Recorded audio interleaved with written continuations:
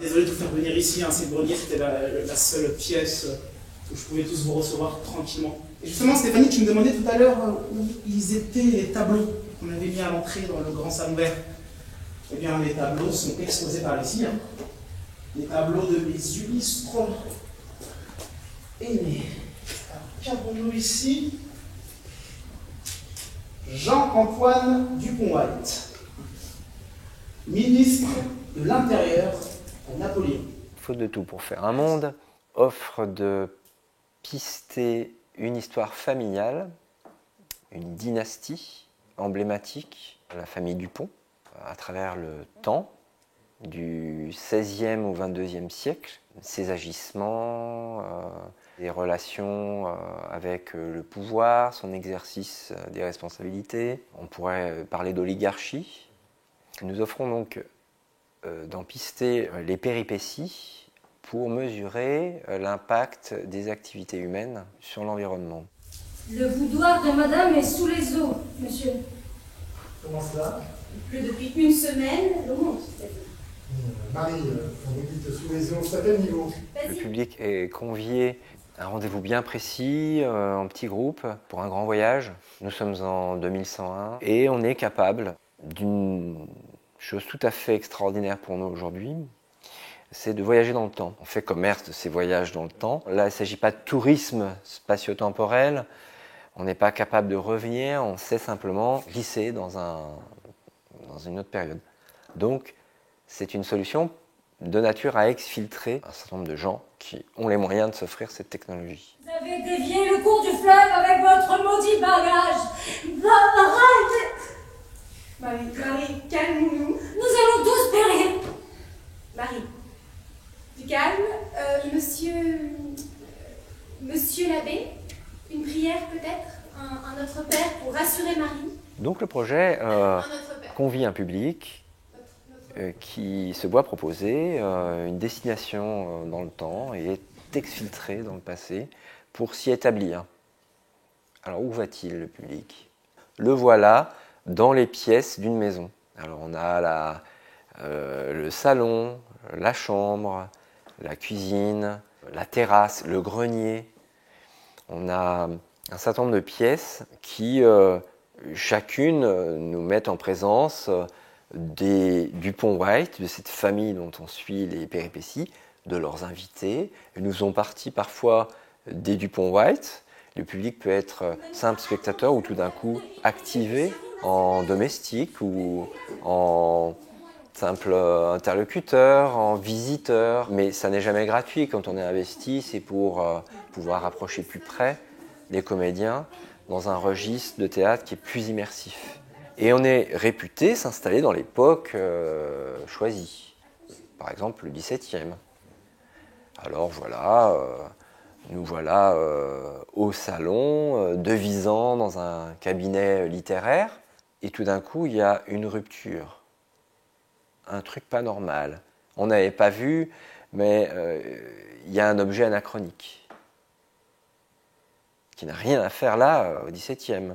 Et peut-être même que dans les mots employés, quelque chose n'était pas tout à fait stable. Si ça a switché, c'est donc qu'il y a quelque chose qui est déréglé. Et le spectacle donne à voir peu à peu à l'image des désordres climatiques, des désordres temporels. Tu dis que j'intoxique, je te réponds que je vaccine. Tu dis que je pollue, je participe à l'effort de guerre. Tu dis que je tue, je te réponds que j'apprends à faire naître. Tu dis que je dégrade les airs, je dis que je nettoie. Pour se figurer les espaces, les époques, notre solution est de beaucoup passer par l'accessoire. Et à cette étape, nous pensons concevoir une scénographie assez épurée. On va créer des volumes, des blocs, et les styliser par l'accessoire qu'on y pose, par le détail, une fourrure, le bougeoir. L'espace dans son ensemble est sujet à un éclairage un peu lambda qui sera systématique pour donner une convention théâtrale. Vous êtes bien dans l'espace de jeu. Et à l'intérieur de cet espace, on introduit quelques volumes. Et donc c'est l'accessoire et les costumes qui prennent en charge l'époque.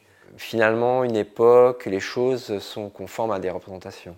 Et peut-être que la peur des changements que nous avons du futur, c'est peut-être lié à un problème de représentation d'abord, à la peur de perdre certaines choses et la difficulté qu'il y a à se projeter dans un autre ordre, un autre agencement, un autre système de représentation. Toucher un cil de mes fils, un cheveu de mes filles. J'invoquerai les esprits.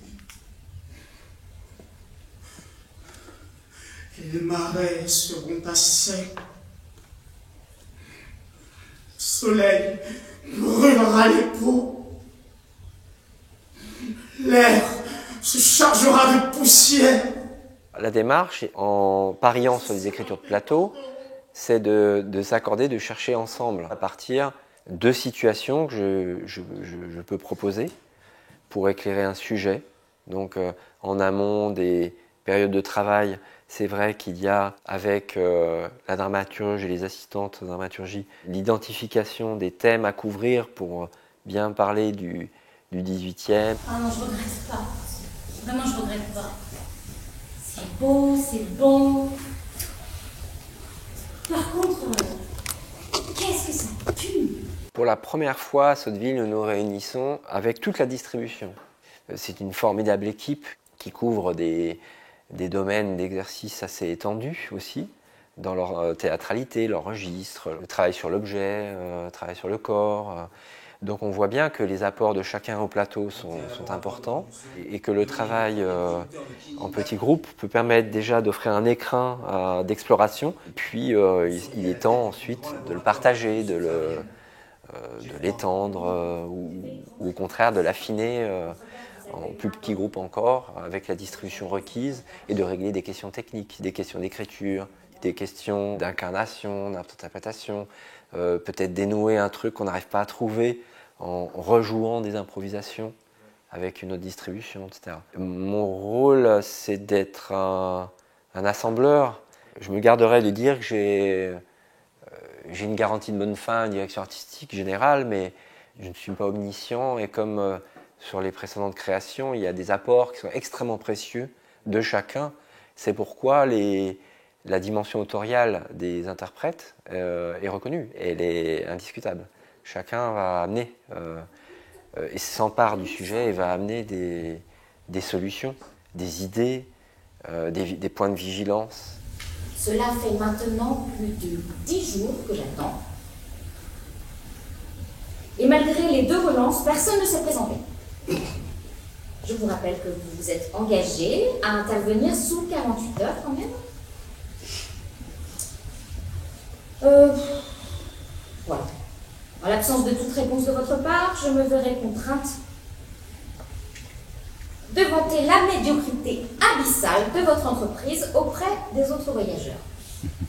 Par-delà le travail de plateau, nos outils de travail, c'est une généalogie qui effectivement identifie un patriarche, des générations qui vont être en Seine-et-Marne, à Bonbon, au château Bonbon, mais aussi à Paris, à Versailles, à Bordeaux, en Louisiane, dans les colonies. Et donc, en effet, on a déployé une généalogie de nature à porter ces sujets. On aimerait bien écrire une petite fresque pour nous-mêmes, pour s'y retrouver, pour tout fixer. Pour le moment, on a, je ne sais plus, 12 générations et un pitch sur chaque personnage. Il est clair que tout le monde n'a pas une vision nette, moi y compris, de qui est Amélie, qui est déjà Marie-Thérèse. Mais c'est vrai que c'est une fresque. Ben voilà, c'était quand même un peu chaud, je le reconnais, mais je suis vraiment fier de vous. Mais à un point que vous ne pouvez pas imaginer.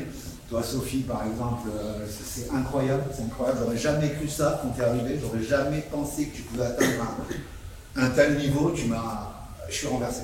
Voilà. La visite de chantier, c'est un moment pour nous qui permet de vérifier la lisibilité, la compréhension des scènes, du propos, certains effets. Donc nous avons choisi des scènes qui nous mettent en danger. C'est plus intéressant pour nous de se dire, bon, il y a quand même du plaisir, quelque chose qui fonctionne, mais est-ce que c'est vraiment compréhensible à l'étape d'une présentation publique intermédiaire? C'est toujours intéressant de faire ça. Je nomme coupable ma fille Charlotte et ma propre mère Marie-France Dupont-White. Je nomme coupable mon grand-oncle Jean-Léon, qui profite de l'implantation de la famille dans la région avec sa société Vivacide pour construire un complexe touristique et commercial et entame une déforestation massive sur la zone avec l'appui des pouvoirs publics et qui ont dégagé la zone.